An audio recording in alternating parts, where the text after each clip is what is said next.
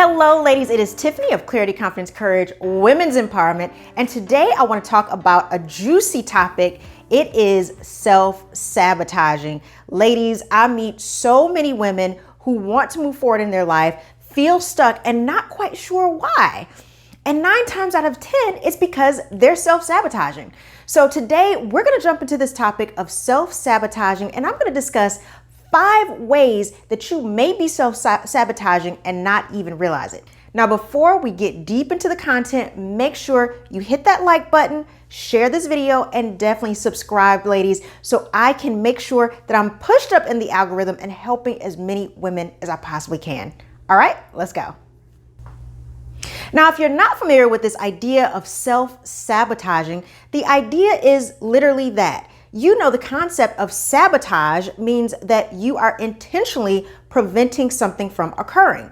Well, self-sabotage is when you intentionally or passively prevent yourself from moving forward in life, whether that's hitting your goals, hitting your achievements, moving out of a stuckness or a stuck place, getting out of a bad relationship. I mean, there's a lot of ways, ladies, that we can put ourselves in situations where we're just not moving forward. And sometimes we recognize what we're doing, but sometimes we don't. And that's called passive self-sabotage. The clients that come to me, the women that I work with in my one-on-one 90-day coaching program, a lot of times they come to me because they don't recognize that they're passively self-sabotaging. Now, in this video, I want to give you 5 ways in which you may not recognize that you are passively self-sabotaging. Now, the first way that you may be self-sabotaging and not even realize it is this concept of negative beliefs and limiting language. So what does that mean? It means that you literally are thinking thoughts that are negative about yourself, what you can't do, what you're not going to be able to do. Something is so hard, or I don't know. You know, I meet so many women in my coaching program. When I'm asking them questions, the first answer that comes to mind is, I don't know. And I always tell them, well, hey, let's pattern interrupt. Let's stop really quickly. And let's act like you do know. And let's pretend in a world where you knew the answer. What would you say if you knew? So I try to put them in a space where don't know is not an option. The word can't is not an option. So whatever you think, you say, whatever that's in your mind, a lot of times you verbalize it. And the whole idea is that you're self-sabotaging because you keep thinking these negative and limiting beliefs about what you can't do as opposed to what you can do, what you don't know as opposed to what you do know, what is seemingly going to be so hard as opposed to, I think I can find some ways around it. I think I have some options that can help me move forward. You see, ladies, see how I just changed my language around it? Instead of me thinking the opposite of thinking what I can't do, I just said, you know what? I'm gonna think of new ways to figure that out. Or I do know the answer and I know it's gonna come to me. It's coming to me right now. It's coming to me bit by bit. Maybe it'll come in pieces, but I know the answer. I can figure this out.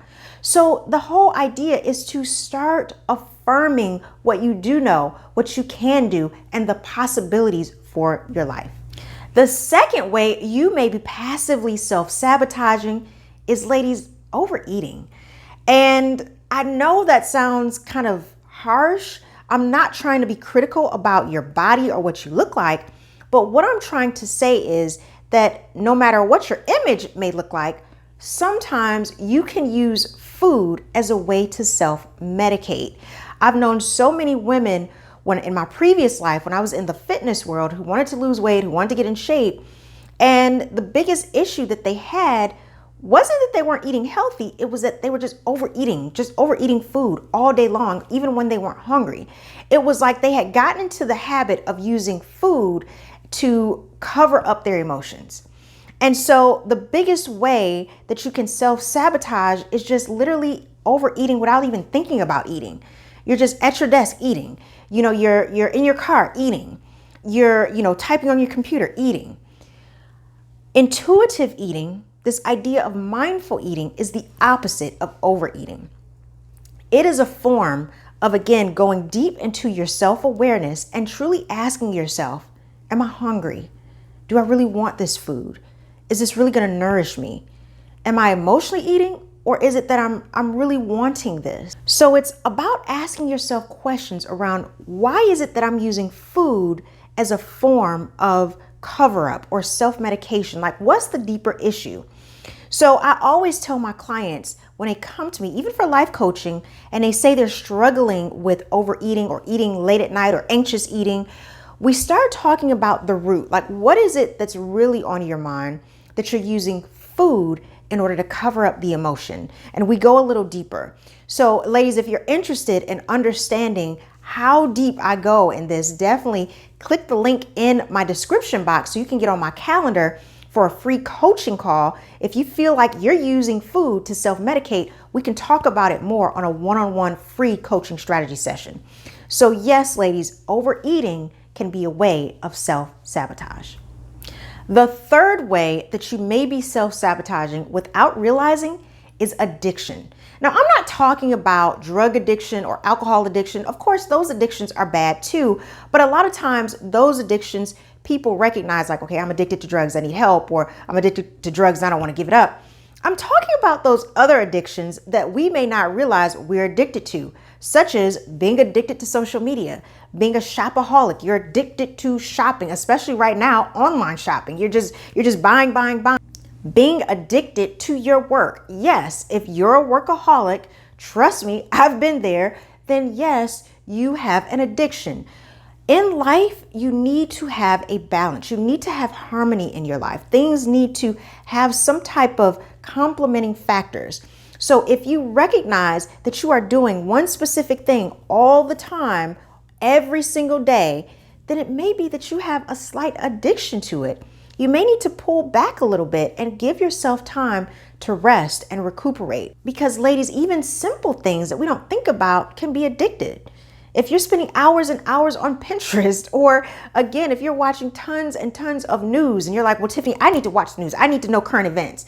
But all day long, it may just be that you're using that again as a form of keeping yourself from focusing on yourself and going inward and building up some better habits that are really going to move you forward. The fourth way to self-sabotage, procrastination. Now, procrastination is this concept of putting things off and then doing other things instead of the things that you should be focused on. So for example, if you know that you should be working on your goals, whatever that may be, you might say, I know I'm supposed to be working on my goals, taking a class, doing that reading or whatever it is I'm supposed to be doing. But I need to clean up the house. Let me clean up the house first and do the dishes and do the laundry and do all that, and then I'll get to it. Well, ladies, by the time you finish cleaning up the house, you're too tired to do the goal that you said you were going to do. That is a form of procrastination. You keep putting it off and say, I'll do it later. I'll do it next week. I'll get it done. Ladies, don't procrastinate. Do it now. Do it in the present moment, because we don't know if we have later. We don't know if we have tomorrow.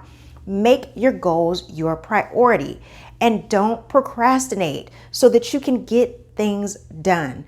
The more you take action, the quicker you can move forward. Now, the fifth and final one, I know I have struggled with this in the past, and I know a lot of my coaching clients struggle with it, and that is perfectionism.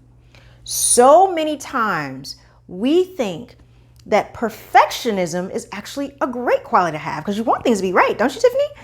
But the truth is, perfectionism screams low value, low self-esteem, low confidence, low belief that you are good enough. Because in your mind, you think you have to be perfect. Everything has to be perfect. You can't move forward until this one thing is perfect. Ladies, that is that part of us that wants to control the outcome at all costs. And I'm here to tell you, when you put yourself in a position where you're trying to make everything perfect, you're trying to control everything, you will set yourself back in ways that you have no idea. That perfectionism spirit that is over you will hold you back from everything that is amazing, from opening yourself up to all the possibilities that could be coming into your life. Perfectionism will tell you that person that you really care about, they're not perfect enough for you, so they can't be a part of your life. But guess what? that may be the perfect person for you because they're not perfect. They have flaws and you do complement each other. Or perfectionism may tell you that you have to get the report just right before you send it to your boss, when in reality, it's just right anyway. And what you have written is exactly the way it needs to be written and the way your boss needs to read it. Perfectionism will always tell you, I'm not skinny enough, I'm not smart enough, I gotta get more degrees, I have to do more, I have to get more certifications, I have to do all these things before I step out into the world, before I present myself in this relationship, before I go after that promotion. It will hold you back. Trust me when I say I have dealt with it in the past. And once I got over my perfectionism tendencies, once I healed myself from that, I learned that I was perfect just the way I was. I was enough, flaws and all. And the bottom line was that the world needed me. It was important for me to stop being a perfectionist, start being an action taker, and get out there and spread my light to the world. So ladies, if you want to stop self-sabotaging, definitely you need to heal your perfectionism. So these were the 5 self-sabotaging ways that you may be sabotaging yourself and not even recognize it. Ladies, I cannot stress this enough. When you get control over these self-sabotaging habits that you may not even recognize that you have, your life will completely change and you will open yourself up on an energetic level to receive the abundance, the relationship, the joy, the happiness, the money, everything that you want in life. But you must get past the self-sabotage. Now, if this is something that you want to dig deeper in, click that link in the description below. Get on my calendar for a free coaching strategy session so we can dig deeper into why you may be self-sabotaging, what the root core problem is, and how you can quickly move forward. Now, as always, ladies, make sure you hit that like button, share, and subscribe to my channel so that I can continue to give you some amazing knowledge so that you can move yourself forward faster and live a life that you love. All right, ladies, I'll talk to you soon. Bye. The more you take action, the quicker you can